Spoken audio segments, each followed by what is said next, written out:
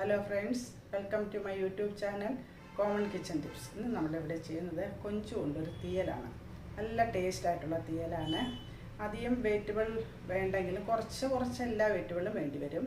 മുരിങ്ങയ്ക്ക, തക്കാളിക്ക, ചെറിയ ഉള്ളി, പച്ചമുളക്, കത്തിരിക്ക, പടവലങ്ങ ഇതൊക്കെ ചേർക്കാം.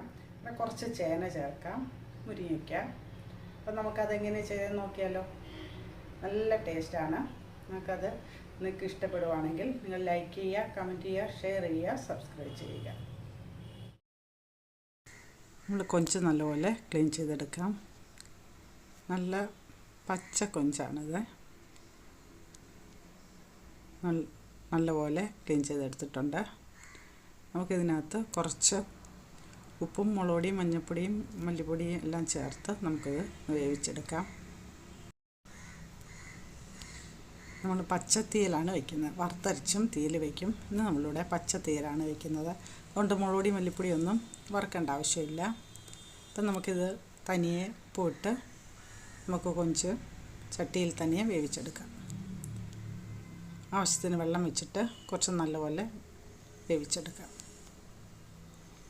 ഇതിൻ്റെ കൂടെ കുറച്ച് നമുക്ക് ഇഞ്ചിയും പച്ചമുളകും കൂടെ ഇഞ്ചിയും പച്ചമുളകും വെളുത്തുള്ളിയും കൊഞ്ചിന് എപ്പോഴും ആവശ്യമാണ്. അതും കൂടെ ചേർത്ത് നമുക്ക് അടച്ച് വേവിക്കാം. കൊഞ്ചൊരു 15 മിനിറ്റ് വെന്താൽ മതിയാവും. അപ്പോഴത്തേക്ക് വെള്ളമൊക്കെ വറ്റി നല്ല കറക്റ്റ് വെന്തിരിക്കും. നമുക്കിനി അടുപ്പടച്ച് വേവിക്കാം.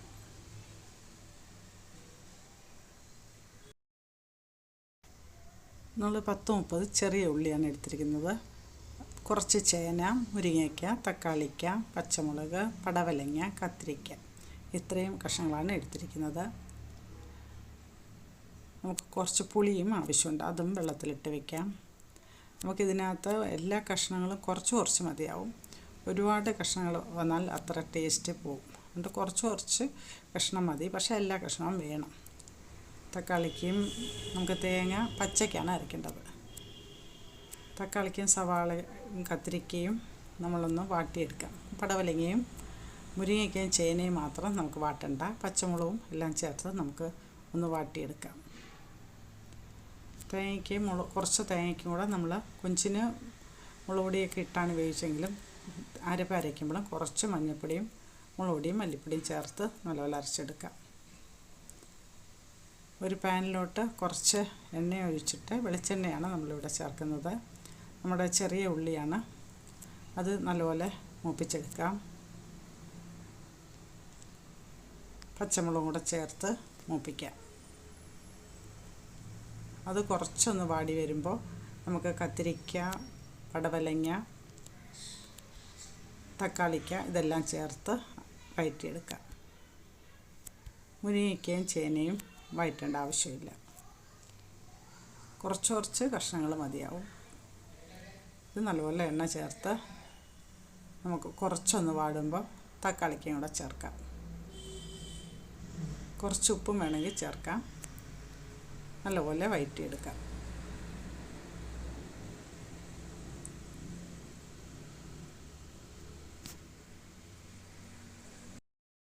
നമുക്ക് മറ്റൊരു ചട്ടിയിൽ നമുക്ക് ചേനയും മുരിങ്ങയ്ക്കയും കൂടെ വേവിച്ചെടുക്കാം.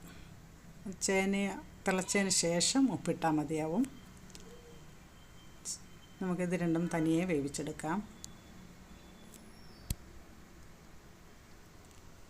കഷ്ണങ്ങളെല്ലാം നമുക്ക് വാട്ടിയെടുക്കാം.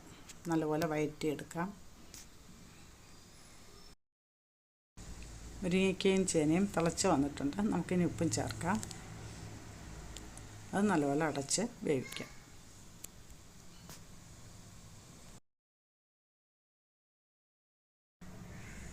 നമ്മൾ വാട്ടിയ കഷ്ണങ്ങളെല്ലാം നല്ലപോലെ വഴന്ന് വന്നിട്ടുണ്ട്.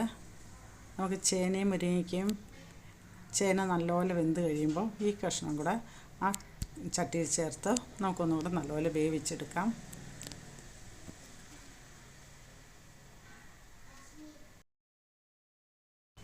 ചേനയും മുരിങ്ങയ്ക്കയും നല്ലപോലെ വെന്ത് വന്നിട്ടുണ്ട്.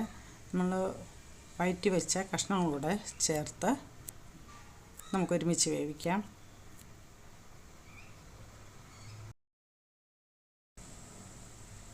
കുറച്ച് വെള്ളം കൂടെ ചേർത്ത് നമുക്കിതൊന്നും കൂടെ വേവിച്ചെടുക്കാം.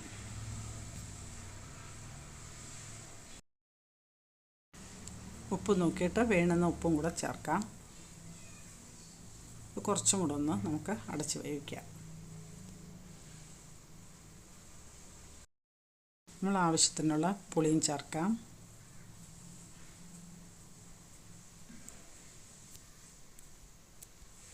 നമുക്കിനി അരപ്പൻ ചേർക്കാം.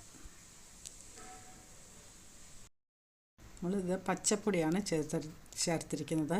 മുളകും മല്ലിയും വറക്കാത്ത പൊടിയാണ് ചേർത്തിരിക്കുന്നത്. തേങ്ങയുടെ കൂടെ അതും ചേർത്താണ് അരച്ചിരിക്കുന്നത്. നമ്മൾ കൊഞ്ചിലും കുറച്ച് മുളക് പൊടി ഇട്ടിട്ടുണ്ടല്ലോ, അതിൻ്റെ കുറച്ച് മുളക് പൊടി കുറച്ചാണ് ഇതിൽ ചേർത്തിരിക്കുന്നത്.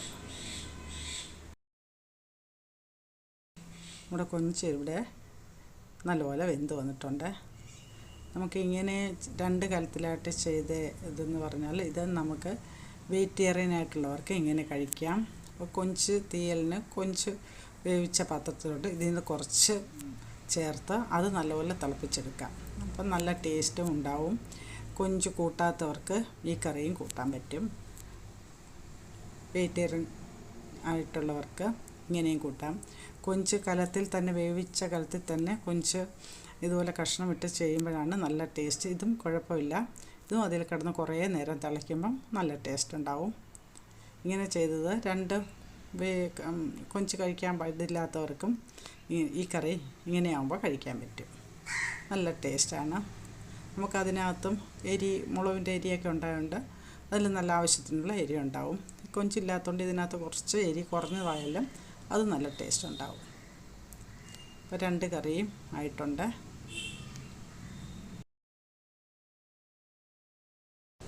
നമുക്ക് കറിവേപ്പിലയും ചേർത്ത് നമുക്ക് കടുവും തളിച്ചെടുക്കാം.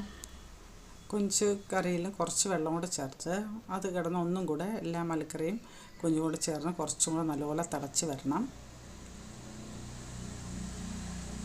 നമ്മുടെ കൊഞ്ച് തീയലും റെഡി ആയിട്ടുണ്ട്. ഇത് പച്ച തീയലാണ്. അപ്പോൾ നമുക്ക് കടുവും തളിച്ച് 2നും കടുവും തളിക്കാം. നല്ല ടേസ്റ്റായിട്ടുള്ള കറിയാണ്. നിങ്ങൾ ചെയ്ത് നോക്കണം. ഭയങ്കര ടേസ്റ്റാണ്. വറുത്തരച്ച് നമ്മൾ കൊഞ്ച് തീയൽ വെക്കുന്നതിനെക്കാട്ടിലും ടേസ്റ്റാണ്. കൊഞ്ചിട്ട തീയലും നല്ലതാണ്, കൊഞ്ചിടാത്ത തീയലും അതേപോലെ നല്ല ടേസ്റ്റാണ്. നിങ്ങളിങ്ങനെ ചെയ്ത് നോക്കണം. എല്ലാവരും കൊഞ്ച് കഴിക്കുമെന്നുണ്ടെങ്കിൽ നമുക്ക് ആ കൊഞ്ച് വേവിച്ച ചട്ടിയിൽ തന്നെ കഷ്ണങ്ങളും വേവിച്ച് അരപ്പം ചേർത്താൽ നമുക്ക് പെട്ടെന്ന് തന്നെ ജോലി തീരും. ഇങ്ങനെയാകുമ്പോൾ കൊഞ്ച് കഴിക്കാത്തവർക്കും ഇത് കഴിക്കാൻ പറ്റും. നിങ്ങളിങ്ങനെ ചെയ്ത് നോക്കണം.